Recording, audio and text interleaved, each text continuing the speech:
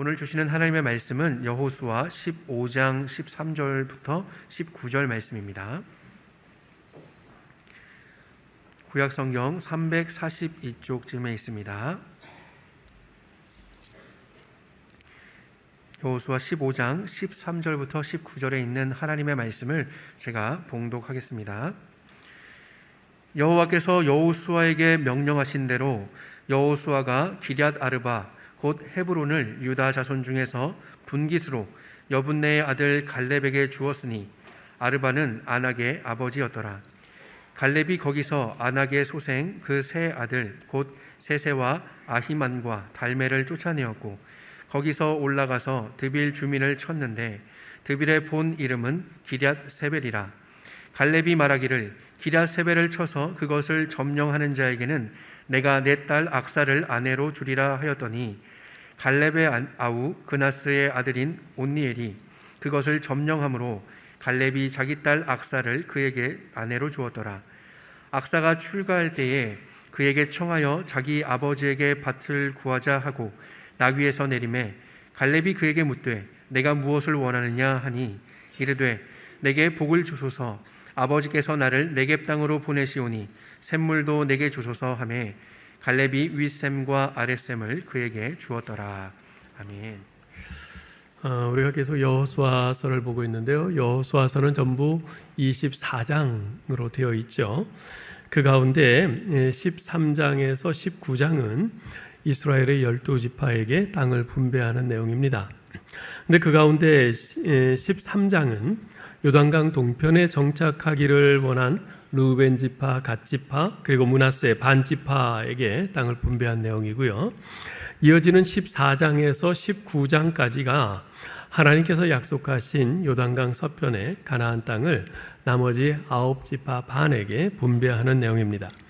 자, 그런데 우리 시선을 끄는 것은 14장에서 16장까지 중에서 약 60%에 해당하는 분량을 요셉 지파와 유다 지파와 요셉 지파 이 두 지파에게 할애하고 있다는 사실입니다.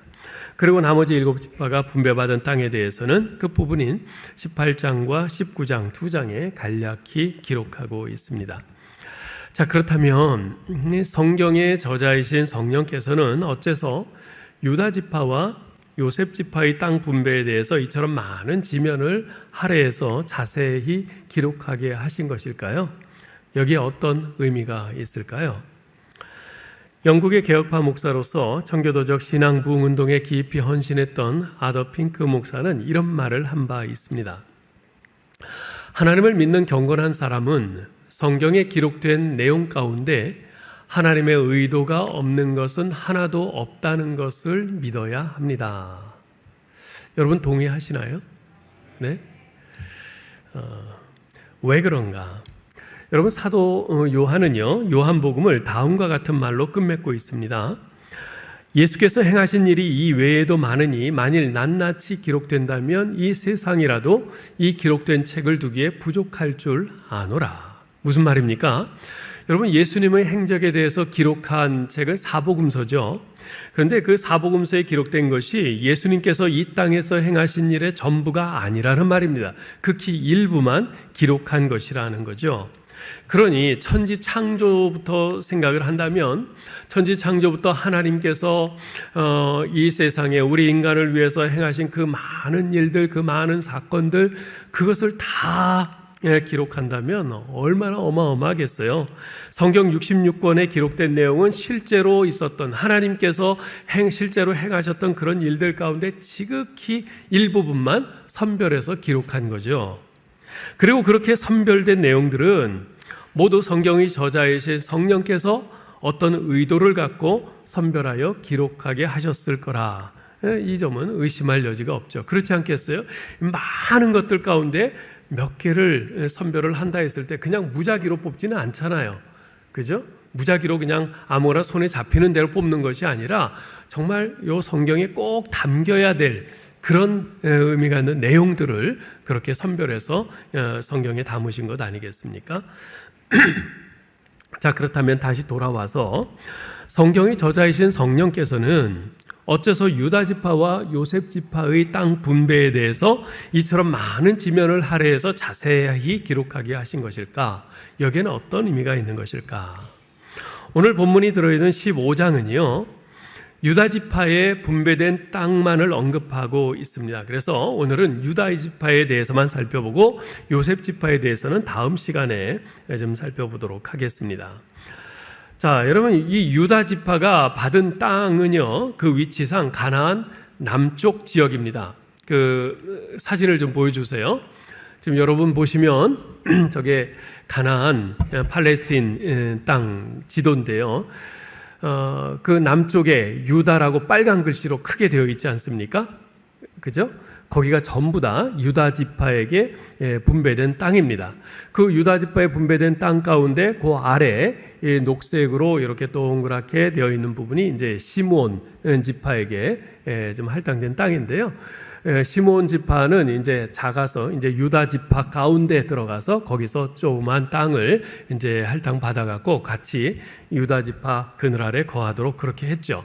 자, 이 유다 지파의 그 땅 경계를 잘 보면요. 지금 남쪽은 잘 보이지 않는데 한쪽 끄트머리만 보이는데 거기는 신광야까지고요. 이 동쪽은 사해 보이시죠? 사해까지가 이 동쪽 경계입니다. 그리고 서쪽은 지금 저기 지중해로 되어 있죠. 그 지중해 해변가가 이제 전부 서쪽 경계예요.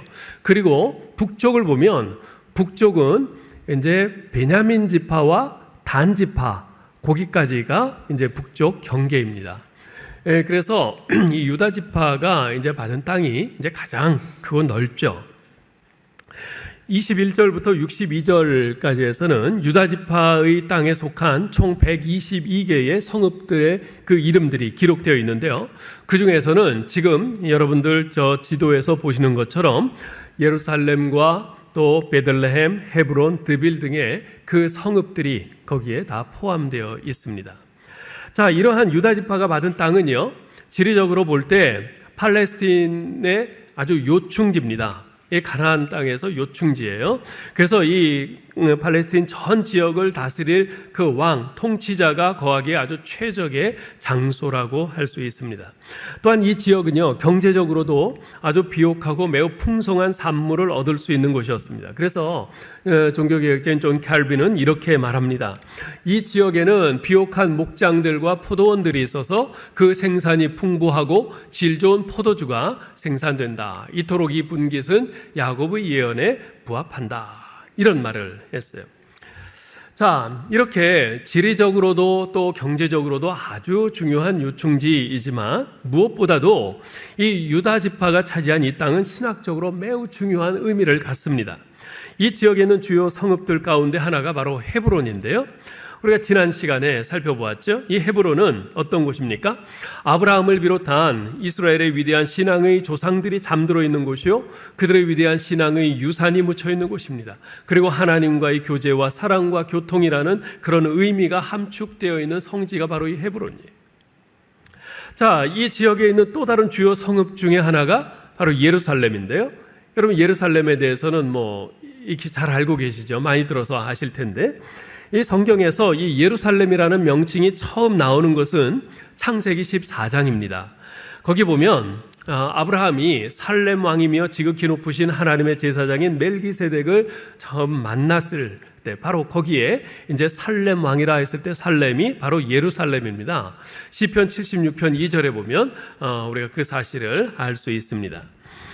또한 창세기 22장에 보면 하나님께서 아브라함을 시험하사 그의 독자 이삭을 데리고 모리아 땅에 있는 한 산으로 가서 이삭을 번제로 드리라고 하시죠. 우리가 잘 아는 사건인데요. 그 모리아 땅에 있는 한 산이 바로 예루살렘입니다. 네. 훗날 다윗은 이 예루살렘으로 수도를 옮기고요. 솔로몬은 그곳에 성전을 지음으로써 예루살렘은 이제 명실상부한 이스라엘의 중심이요, 백성들의 영원한 영적 고향이 이렇게 되었죠. 또한 예루살렘은 신약시대에 와서 예수님의 아주 주요 활동지 가운데 하나였습니다. 예수님이 주로 갈릴리에서 많이 활동하셨지만 해마다 절기 때만 되면은 예루살렘에 오셔서 거기서 또 사역을 하셨어요. 무엇보다도 예수님의 십자가의 죽음과 부활이 있었던 곳이 바로 예루살렘이죠. 그리고 성령 강림 사건과 초대교회의 탄생이 바로 예루살렘에서부터 시작되지 않았습니까? 또한 요한계시록 21장에 보면요, 우리 주님께서 다시 오시는 날 어린 양의 신부로 최종적으로 완성될 그 교회의 모습을 묘사하는데, 그 교회의 모습을 새 예루살렘이라 이렇게 부르고 있는 것을 볼 수 있습니다. 자, 이처럼 성경에서 신학적으로 아주 매우 중요한 의미를 지니고 있는 것이 바로 이 헤브론과 예루살렘일진데, 이렇듯 중요한 헤브론과 예루살렘을 포함한 땅이 유다 지파에게 주어졌다고 하는 것은 결코 우연이라고 볼 수는 없는 거죠. 실제로 각 지파에게 땅을 분배할 때 어떤 방식으로 분배했습니까? 지난 시간에 말씀드렸죠. 제비뽑기로 했어요. 제비뽑기. 이 제비뽑기라는 이 방식에 담긴 의미가 뭐라고 했습니까? 제비뽑기는 하나님의 주권과 은혜의 원리를 담고 있는 방식입니다. 제비뽑기를 할 때 어느 지파가 어느 땅을 차지할지 아무도 모르지 않습니까? 그러나 제비뽑기로 뽑은 그 땅은 작든 크든 좋은 땅이든 험악한 땅이든 하나님께서 당신의 백성들을 향한 아주 선하시고 거룩하시고 온전하신 뜻 가운데서 주권적으로 그리고 은혜로 그 지파에게 주신 땅인 것입니다. 따라서 하나님께서 이 유다 지파에게 지리적으로 볼 때나 또 경제적으로 볼 때나 또 무엇보다도 신학적으로 영적으로 가장 중요한 그 땅을 주신 것은 거기에 합당한 이유가 있는 거죠. 그 이유가 뭘까요? 하나님께서 일찍이 야곱을 통해서 예언하시기를 유다 지파에서 이스라엘을 다스릴 왕이 나올 것이라 말씀하셨는데, 바로 그 예언의 성취, 그것이 바로 그 이유인 것입니다. 여러분, 창세기 49장 8절로 12절을 우리 같이 한번 읽어볼까요? 유다야, 너는 내 형제의 찬송이 될지라. 내 손이 내 원수의 목을 잡을 것이요 내 아버지의 아들들이 내 앞에 절하리로다. 유다는 사자 새끼로다. 내 아들아, 너는 움킨 것을 찢고 올라갔도다. 그가 엎드리고 웅크림이 수사자 같고 암사자 같으니 누가 그를 범할 수 있으랴. 규가 유다를 떠나지 아니하며 통치자의 지팡이가 그 발 사이에서 떠나지 아니하기를 실로가 오시기까지 이르리니 그에게 모든 백성이 복종하리로다. 그의 나귀를 포도나무에 매며 그의 암나귀 새끼를 아름다운 포도나무에 맬 것이며 또 그 옷을 포도주에 빨며 그의 복장을 포도즙에 빨리로다. 그의 눈은 포도주로 인하여 붉겠고 그의 이는 우유로 말미암아 희리로다. 아멘. 이 말씀은 이제 야곱이 이제 죽기 전에 자기 아들들의 그 장래에 관해서 예언한 것 가운데 넷째 아들인 유다의 장래에 대해서 예언한 겁니다. 뭐라고 했습니까? 유다는 그 형제들의 찬송이 될 것이다. 그리고 형제들로부터 높임을 받게 될 것이라 그랬어요. 또 9절에 보면 사자와 같은 막강한 힘, 즉 강력한 군사력을 갖게 될 것이라고 말을 합니다. 실제로 그 12지파 가운데 유다가 그 사람 수가 가장 많았고요, 군사력도 가장 막강했습니다. 그래서 실제로 유다 지파는요, 출애굽 이후 광야에서 행진할 때 늘 가장 앞에서 행렬을 이끌었습니다. 그리고 가나안 정복 과정에서 언제나 선봉장의 자리를 놓치지 않았지요. 그리고 그 자손들도 번성했을 뿐만 아니라 가장 넓은 영토를 차지하기도 했지요. 11절로 12절에 보면 그 농사와 목축이 아주 풍성하게 잘 되는 그런 비옥한 그런 땅을 가질 것을 그렇게 묘사를 하고 있습니다. 특별히 우리가 주목해 볼 것은 10절인데요. 10절을 다시 한번 좀 보세요. 규가 유다를 떠나지 아니하며 통치자의 지팡이가 그 발 사이에서 떠나지 아니하기를 실로가 오시기까지 이르리니 그에게 모든 백성이 복종하리로다 라고 합니다. 여기서 규라고 하는 것은요, 그 왕이나 통치자가 그 권위의 징표로 가지는 짧은 막대기입니다. 짧은 막대기를 이렇게 손에 들고 있잖아요. 왕권을 상징하는 것이죠. 그리고 실로는 본래 지명인데요, 여기서는 메시아를 가리키는 표현으로 사용되고 있습니다. 자, 그렇다면 이 구절이 의미하는 바가 뭘까요? 유다 지파에서 이스라엘의 왕위가 끊어지지 않을 것이며 마침내 이 유다 지파에서 메시아가 나시리라는 겁니다. 네.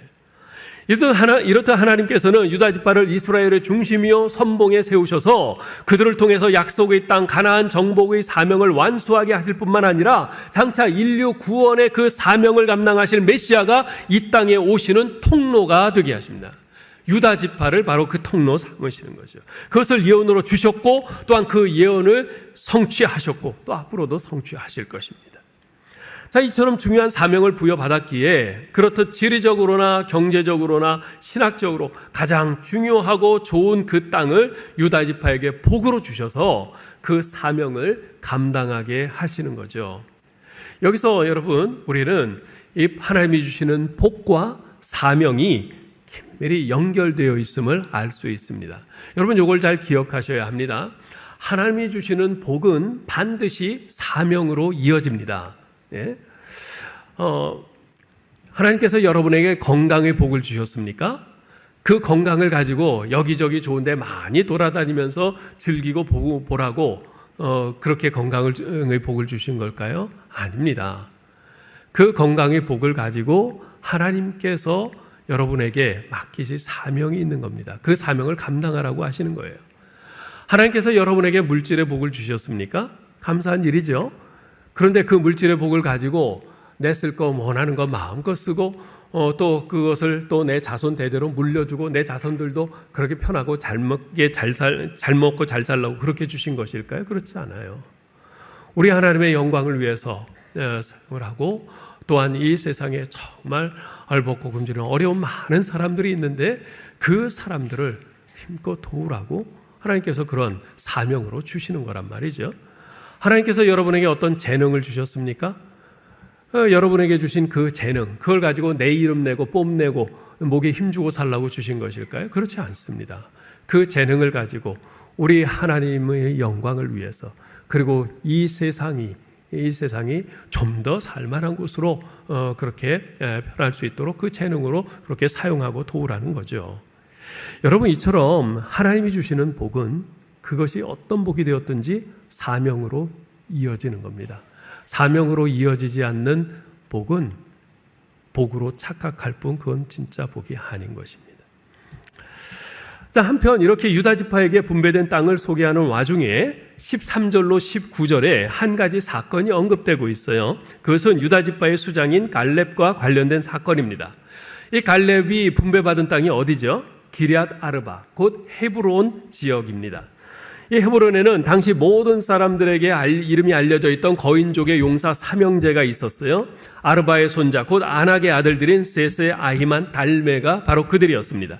그들은 가나안 족속 중에서도 아주 전쟁에 능한 용사들이었어요. 아주 유명한 거인들, 아낙 자손들이었기에 이 갈렙이 그 헤브론 지역을 차지하기 위해서는 그들과 아주 치열한 긴장감 넘치는 그런 생사를 건 싸움을 했어야만 했습니다. 그러나 갈렙은 하나님을 의지하고 결국 그 싸움에서 승리하고 헤브론을 차지했죠. 85세의 노인인 갈렙이 그 험한 산지에 올라서 당시 거인 용사로 유명한 그 아낙의 세 아들들을 쳐서 물리쳤다는 사실은 분배받은 땅에 아직 남아있는 그 가나안 족속들과 전쟁에서 그들을 몰아내야 하는 과제를 가지고 있는 다른 이스라엘 집파들, 그 백성들에게 아주 큰 영감을 주었을 겁니다. 그리고 그들의 용기를 자극했을 겁니다. 갈렙이 믿음으로 순종하여 거둔 승리가 이제 그만 안주하고 싶었던 동료 이스라엘 백성들, 더 이상 뭘 싸워? 왜 굳이 산지까지 올라가서 힘들게 싸워? 그러다 눈먼 화살에 맞으면 나만 손해지. 이제 평지 얻었으니까 그냥 여기에 안주하면서 살면 되지. 저들은 그냥 산지에 그냥 살게 놔도. 이러면서 안주하고 싶었던 그 동료 이스라엘 백성들로 하여금 아니다. 여기서 멈출 게 아니다. 저 갈렙을 봐라. 85세의 노구를 이끌고 끝까지 이 가나안 땅에서 가장 강한 용사들, 그 아낙의 세 아들들, 그들과 싸워서 승리하고 그 땅을 기업고 다 차지하지 않느냐. 하나님께서 하신 명령을 끝까지 이행하지 않느냐. 우리도 그렇게 하자 하면서 다른 집파들로 하여금 믿음의 모험을 감행할 수 있는 그런 자극이 된 것이죠. 오늘 미얀마로 15명의 단기 선교팀이 떠나는데요. 이번에 사실 단기 선교 팀원 구성과 준비가 모두 늦어서 좀 걱정을 했습니다. 그런데 우리 성도님들이 보여준 그 헌신적인 협력과 그 사랑의 수고와 기도가 우리 단기 선교팀에 얼마나 큰 격려와 힘이 됐는지 모릅니다. 일례로 지난번 우리 단기선교 후원을 위한 바자회가 있었지 않습니까? 그때 수많은 교우들이 다 달라붙어서 정말 그렇게 아주 힘껏 도와주었어요. 물건을 기증하는 분들은 물건 기증으로, 기증받은 물건을 정리하거나 음식을 만드는 분들은 땀 흘리는 노력 봉사로, 또한 그 무더위에 직접 와서 물건이나 음식을 팔아주는 분들은 또 그러한 격려로, 그리고 후원 헌금을 하시는 분들은 물질의 후원으로, 모두들 아주 헌신적으로 그렇게 협력을 해주셨어요. 뿐만 아니라 단기선교팀이 이제 그 미얀마 다케타 센터에 가서 그 아이들과 함께할 여러 가지 이제 교육 자료들을 만드는데 그게 무려 1000명분을 만들어야 돼요. 그러니까 얼마나 이게 손이 많이 가고 시간이 많이 걸리겠어요? 그런데 그것을 우리 젊은 여전도회 분들이 계속 와서 아주 열심히 그냥 도와주었어요. 그래서 아주 수월하게 마칠 수가 있었죠. 이렇듯 교우들의 헌신적인 협력과 그 사랑의 수고는 평균 기온이 40도가 넘는 그 무더위의 나라요, 불교와 군부 독재의 나라인 미지의 나라 미얀마에 가서 무엇을 어떻게 해야 하나 하는 이 염려와 걱정의 마음이 무거웠던 우리 단기선교팀에 얼마나 큰 영감과 용기를 주고 동기부여와 자극제가 되었는지 모릅니다. 이번 미얀마 단기선교를 위해서 열심히 도와주시고 후원해 주시고 기도해 주신 모든 성도님들께 진심으로 감사드립니다. 노구의 몸을 이끌고 헤브론을 쳐서 점령한 이 갈렙은 이제 더 이상 그 전쟁을 하지 않아도 됐어요. 그래도 누구 하나 뭐라고 말할 사람 없어요. 85세까지 정말 쉬지 않고 달려와서 앞장서서 그 전쟁을 싸웠거든요. 자, 그런데 갈렙은요 거기서 멈추지 않습니다. 이번에는 드빌 곧 기랴세벨을 치려고 합니다. 왜 그랬을까요? 이제 그만 쉬어도 되는데 왜 멈추지 않고 계속 그렇게 나섰을까요?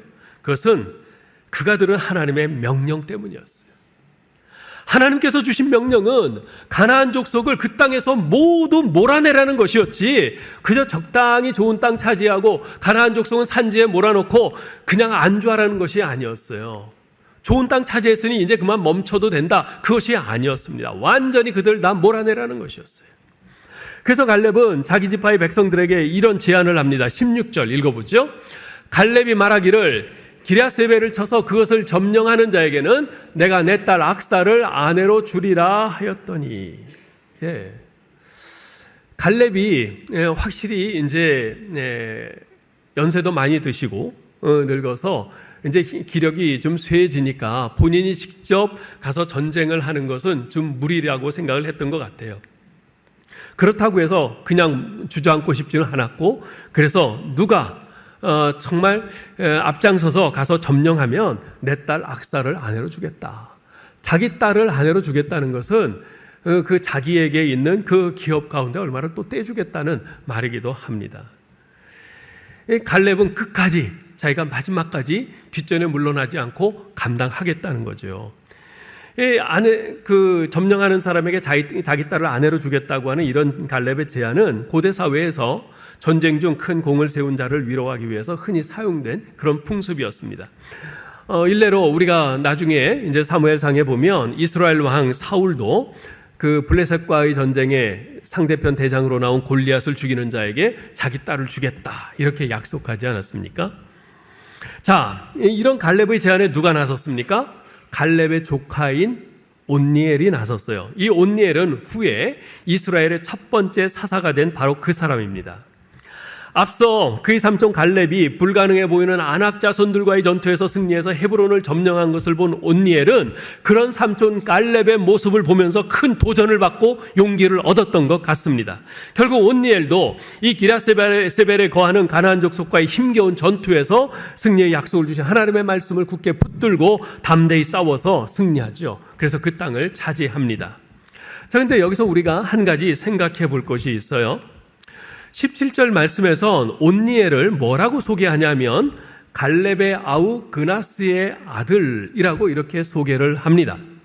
자, 이런 소개를 통해서 우리가 한 가지 알 수 있는 것이 있습니다. 그것은 온니엘의 아버지 그나스는 가나안 땅에 들어오지 못하고 광야에서 죽은 광야 1세대라는 것입니다. 45년 전 가데스바네아에서 그 12 정탐꾼 사건이 있지 않았습니까? 그 사건으로 진노하신 하나님께서는 당시 20세 이상 된 모든 사람은 여호수아와 갈렙을 제외하고 모두 전 광야에서 죽게 될 것이라고 선언하셨어요. 그리고 그 말씀대로 여호수아와 갈렙을 제외한 20세 이상의 모든 사람은 다 광야에서 죽었지요. 그들이 왜 죽었습니까?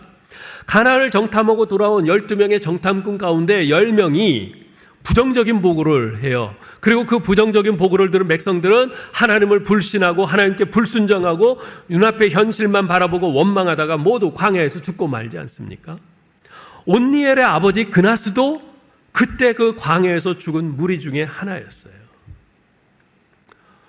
모르긴 몰라도 제가 짐작컨대 온니엘에게는 그렇게 하나님을 불신하고 불순종하고 원망하다가 광야에서 죽은 자기 아버지 그나스가 아들인 온니엘에게는 하나의 상처요 트라우마였을 것 같아요. 왜냐하면 극명하게 대비되는 사람이 옆에 있잖아요. 삼촌 갈렙. 형제 중에서 아버지는 죽고 아버지의 형제인 갈렙은 오히려 믿음의 사람으로 우뚝 서고 있단 말이에요. 그걸 볼 때 이 온니엘 마음속에 그 아버지 그나스에 대한 어떤 트라우마가 좀 있었을 것 같아요. 자, 그런데 이 온니엘은 어떻습니까? 난공불락의 성 기럇세벨을 믿음으로 공격해서 마침내 그 땅을 차지했습니다. 불순종과 불신의 유산을 극복하고 하나님의 약속을 붙들고 믿음으로 나아가서 새로운 역사를 기록한 거죠. 온니엘이 그렇게 할 수 있었던 그 이유가 어디에 있을까? 저는 삼촌인 갈렙의 역할이 결정적이었다고 생각합니다. 끊임없이 자기 곁에서 이 온니엘이 아버지가 죽었으니까 누가 키우겠어요? 삼촌인 갈렙이 아마도 같이 키우지 않았을까 싶어요. 그 삼촌인 갈렙이 자기 곁에서 또 자기 앞에서 하나님과 하나님의 말씀에 대한 절대적인 신뢰와 믿음으로 그렇게 행하는 그 모습을 보면서 그 삼촌 갈렙의 등을 보면서 온니엘은 불신앙으로 살다가 광야에서 죽은 아버지에 대한 트라우마를 극복하고 믿음으로 미래를 열어가는 젊은이로 굳게 설 수 있었을 겁니다. 이렇게 볼 때 믿음의 사람 갈렙은요, 온니엘에게 있어서 하나님이 주신 복이었습니다. 온니엘에게 있어서 삼촌 갈렙은 어떤 의미였는가? 하나님이 주신 복이었어요. 온니엘에게 주신 복이었어요. 온니엘은 그 복을 디딤돌 삼아서 다음 세대의 지도자요 사명자로 우뚝 서게 된 거죠. 올해 우리 교회의 표어는 다음 세대를 위한 디딤돌을 놓는 교회입니다. 이 표를 보고 표 참 좋아요 그렇게 말하시는 분들이 많아요. 근데 여러분, 이 표 참 잘 졌다, 그것이 중요한 것이 아닙니다. 우리가 이 표를 볼 때마다 어떻게를 고민해야 합니다. 어떻게 다음 세대를 위한 디딤돌이 될 것인가, 어떻게 다음 세대를 위한 디딤돌을 놓을 것인가, 이것을 우리가 고민해야 하는 것입니다. 사사기 2장 10절은 바로 이 어떻게에 대한 중요한 단서 하나를 제공해 줍니다. 사사기 2장 10절을 읽어볼까요? 그 세대의 사람도 다 그 조상들에게로 돌아갔고 그 후에 일어난 다른 세대는 여호와를 알지 못하며 여호와께서 이스라엘을 위하여 행하신 일도 알지 못하였더라. 이 말씀은 이스라엘 백성들, 특히 젊은이들에게 믿음으로 산다는 것이 무엇인지 그 믿음의 삶의 모습을 보여주었던 여호수아와 갈렙, 그리고 그들과 함께했던 믿음의 사람들이 다 죽고 난 후에는 더 이상 믿음의 사표가 되어주는 사람이 없었다는 뜻입니다. 그 결과 이스라엘의 다음 세대 곁에 그들이 눈앞에서 하나님을 어떻게 믿어야 하는지, 하나님을 어떻게 예배해야 하는지, 하나님을 어떻게 사랑해야 하는지, 하나님을 어떻게 섬겨야 하는지를 보여주는 사람이 없기에 이스라엘의 다음 세대가 급속히 타락하고 하나님을 떠나서 우상숭배로 갔다는 것입니다. 이 말씀은 다음 세대를 염려하는 우리에게 크나큰 경종을 울려줍니다. 사랑하는 여러분, 다음 세대가 교회를 떠나는 것은 재미가 없어서가 아니라 의미를 발견하지 못해서다라는 말이 있어요. 다음 세대가 교회를 떠나는 것은 재미가 없어서가 아니라 의미를 발견하지 못해서다. 전 이 말에 전적으로 동의합니다. 여러분, 우리 아이들, 우리 젊은이들에게 맛있는 것, 먹을 것, 선물 등을 물량적으로 풍족하게 쏟아붓는 것이 다음 세대를 위한 디딤돌 놓는 본질이 아닙니다. 그것은 일시적인 재미만을 줄 뿐이에요. 정말 중요한 것, 본질은 그들에게 의미를 맛보게 해주는 겁니다. 교회에 나오는 그 의미가 무엇인지 그걸 맛보게 해주는 것이에요. 예수 그리스도를 믿는 것이 무슨 의미가 있는지 그 의미를 맛보게 해주는 것입니다. 우리가 이렇게 일요일 이 귀한 시간을 득 잘라서 예배 드린다고 하면서 나오는 것이 무슨 의미가 있는 것인지, 우리가 열심히 알바하고 우리가 열심히 일해서 번 그 덕 가운데 일부러 하나님 앞에 헌금으로 드리는 것이 과연 무슨 의미가 있는 것인지, 우리가 이렇게 교회에 와서 우리가 열심히 이곳저곳에서 봉사하고 섬기는 것이 무슨 의미가 있는 것인지 그 의미를 맛보게 해주는 것, 그것이 진정으로 그 다음 세대를 위해서 우리가 디딤돌을 놓는 것이라 그 말입니다.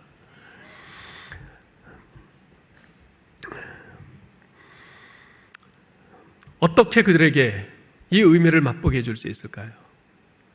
갈렙이 온니엘 곁에서 자신의 삶으로 보여주었듯이 우리도 우리의 다음 세대들 곁에서 보여주어야 합니다. 아니, 의식적으로 그들에게 보여준다기보다는 우리 자신이 하나님 앞에서 바르게 살려고, 바르게 신앙생활하려고 몸부림해야 하는 것이겠죠. 예를 들어서 예배, 교회에서 예배는 너무나 소중하지 않습니까? 우리가 젊은이들에게, 어린 자녀들에게 예배 잘 드려야 됩니다. 예배 빠지면 안 돼요. 예배 드려야 돼요. 그런데 우리가 그렇게 말은 하지만 실제로 우리가 예배를 과연 생명처럼 내 자신이 그렇게 여기고 그렇게 예배를 드리고 있는가? 예?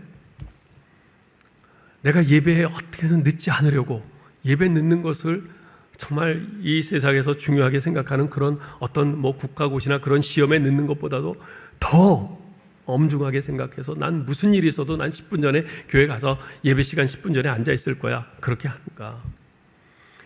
예배를 정말 생명처럼 여겨서 아무리 중요한 일이 있고 약속이 생겨도 나는 절대로 난 예배만은 바꾸지 않겠다. 내가 그렇게 생각하고 그렇게 행하는가? 기도도 그래요. 여러분, 기도가 요식행위가 되게 해서는 안 됩니다. 우리 엄마 아빠 보니까 기도는 식사할 때 식사 기도하는 것밖에는 기도하는 걸 못 보겠어. 이런 곤란하지 않겠어요?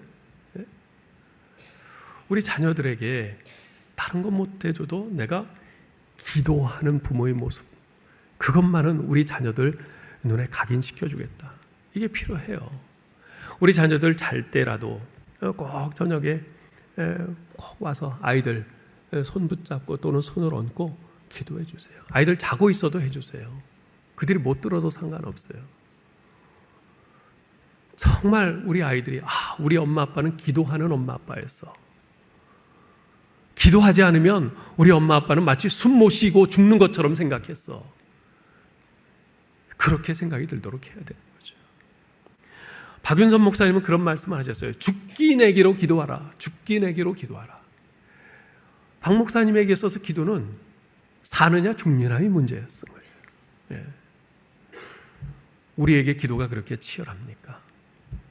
성경 말씀 중요하죠. 왜? 성경 많이들 읽으실 줄 알아요. 네? 그런데 성경을 우리가 부지런히 가까이 하고 많이 읽을 뿐만 아니라 정말 중요한 것이 뭐냐면 말씀을 우리 삶의 실생활의 모든 부분에 연결시키도록 노력하는 겁니다. 예를 들어서요, 아이하고 가는데 건널목을 건너야 되는데 빨간불이에요. 지금 시간 없는데 급한데 빨리 안 건너면 저희 버스를 놓치거나 열차를 놓치는데, 그때 아이가 엄마 아빠 늦겠어. 지금 차도 안 오는데 빨리 건너가자. 그럴 때 그래, 차도 안 오는데 잘 보고 건너자. 그럴까요? 그게 아니라 하나님께서 말씀하시기를 세상 법도 잘 지켜야 된다고 하셨어. 그렇게 말해야죠. 그죠? 성경에 하나님께서 이건 하지 말라고 하셨어. 성경에 하나님께서 이건 이렇게 하라고 하셨어. 우리 삶의 실생활의 부분들을 성경 말씀과 연결시켜서 사는 것을 보여줘야 되고 가르쳐줘야 되는 거예요.